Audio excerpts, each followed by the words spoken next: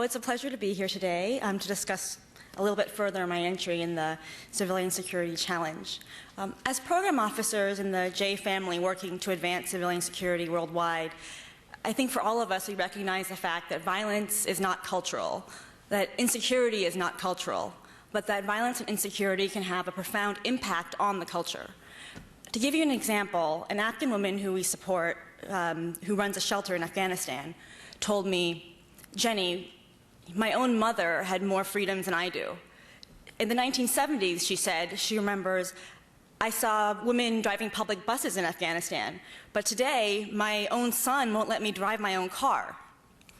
How do you explain such a dramatic shift? Is it the culture? Did the culture just naturally change to become more oppressive? Of course not. Conditions changed. Security changed.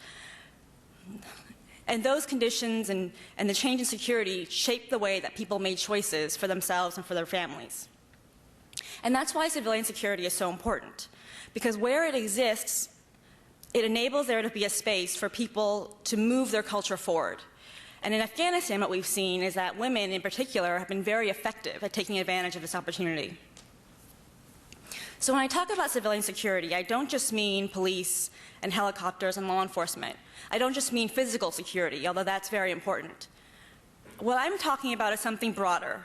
To me, civilian security means that people in the society believe that the choices they make matter, that life is not arbitrary and cruel, and it implies a basic expectation of justice.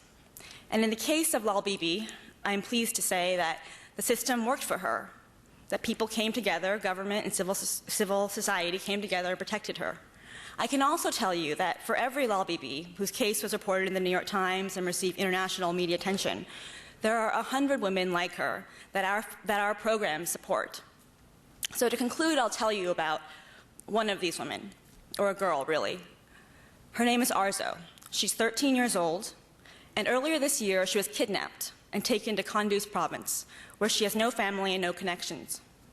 After 2 months of capture and abuse, she managed to escape. She was quickly picked up on the street by police, who caught her because she was wearing the burqa backwards. Being from a province that she wasn't used to wearing a burqa, you can imagine the tension she drew of a confused young woman wearing a burqa backwards, not knowing where she was or where she was going. So the police caught her, and she told them her story. The police didn't ignore her. They didn't arrest her for running away. They didn't re-victimize her.